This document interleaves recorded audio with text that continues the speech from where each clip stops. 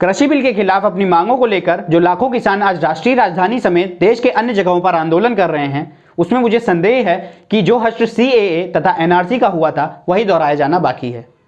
सर्वविदित है जिस तरह से बीते दिनों देश भर में जगह जगह सीएए तथा एनआरसी के खिलाफ विरोध प्रदर्शन किया गया था और उसे आखिरकार स्वयंभू सरकार द्वारा अपनी सत्ता के हनक से दबा दिया गया। इस दौरान आंदोलनकारियों को समाज विरोधी, देशद्रोही, नक्सली और आतंकवादी तक की संज्ञा दे दी गई थी। प्रदर्शनकारियों के साथ नृशंस प्रताड़ना के अलावा अमानवीय यातनाएं भी दी गईं और आखिरकार स्वयंभू सरकार द्वारा आयोजित बड़े आंदोलन को दबा दिया गया। ठीक उसी तरह कृषि बिल के खिलाफ किसानों के संवैधानिक मांग को भी स्वयंभू सरकार द्वारा असंवैधानिक बताया जा रहा है।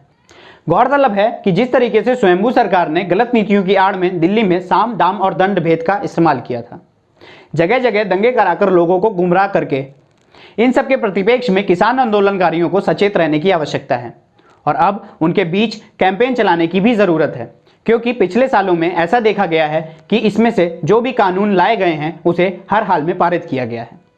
इसके पीछे छिपी मानसिकता को समझने की जरूरत है। इस मामले में उनका प्लान पूर्व सुनियोजित है। जब तक आंदोलन चल रहा है तो चल रहा है, एक दिन पुनः सीएए तथा एनआरसी को दोहराया जाएगा और अब तो स्वयंभू सरकार द्वारा किसान आंदोलनकारियों को खालिस्तानी कहकर भी अपमानित किया जा रहा है। आगे किसान आंदोलनकारियों को सचेत रहने की आवश्यकता है। उक्त बातों से पता चलता है कि सरकार किसान विरोधी है। नमस्कार, मैं हूं पुष्कर द्विवेदी और आप देख रहे हैं द साइलेंस मीडिया। इस बीच कुछ लोगों का मानना है कि ऐसा नहीं है, तो वैसे लोग मुझे बताएं, आखिर एक के बाद एक छात्र, नौजवान, महिला और किसानों के खिलाफ कानून बनाने की क्या आवश्यकता है, जबकि भारत एक लोकतांत्रिक देश है। यहाँ जनता और जनमत पर आधारित ही कार्य होता है। यहाँ जनमत के आधार पर मांग की जाती है, तत्पश्चात उसे संज्ञान में लिया जाता है। लेकिन आखिरकार क्या वजह है जो स्वयंभू सरकार पूंजीपतियों को छोड़कर अन्य वर्गों को उनके बिना मांगे जबरदस्ती नए नए कानूनों की माला पहनाती जा रही है? बीते 7 सालों में जिस तरह से नोटबंदी, जीएसटी, सीएए, एनआरसी और अब कृषि बिल की आड़ में दमनकारी नीतियों का उन्होंने परिचय दिया है, वे निश्चित रूप से जनता विरोधी हैं। अब उनसे किसी भी प्रकार के हितों की उम्मीद करना मूर्खता होगी। हमारी सरकार ने देश के तमाम अर्थव्यवस्थाओं को पूंजीपतियों के हाथों औने पौने भावों में एक के बाद एक बेचने का क्रम जारी कर रखा है।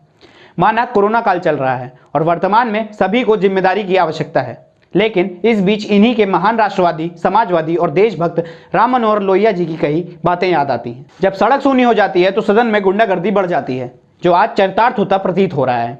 स्वयंभू सरकार ने देशबंदी की आड़ में सरकारी तंत्रों को बदहाली के मुंह में ढकेल दिया है, जिसे स्पष्ट तौर पर कहा जा सकता है कि आने वाले कोई भी सरकार 10-20 सालों में इसकी भरपाई नहीं कर पाएगी।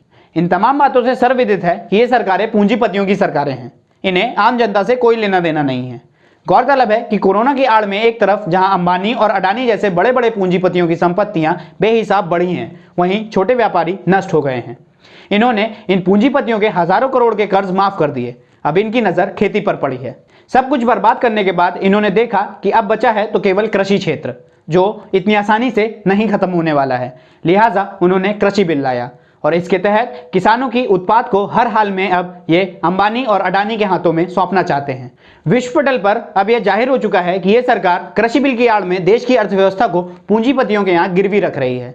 जो इस स्वयंभू सरकार ने रुख इख्तियार किया है, निश्चित रूप से निरंकुशता का पर्याय है। अगर आपको हमारी वीडियो अच्छी लगी हो तो वीडियो को लाइक और शेयर करना मत भूलिएगा। अगर आपने हमारे चैनल को सब्सक्राइब नहीं किया है तो चैनल को सब्सक्राइब करना मत भूलिएगा। अगर आप हमारे वीडियो ऐसे ही सबसे पहले पाना चाहते हैं तो बेल आइकन पर क्लिक कीजिए। धन्यवाद।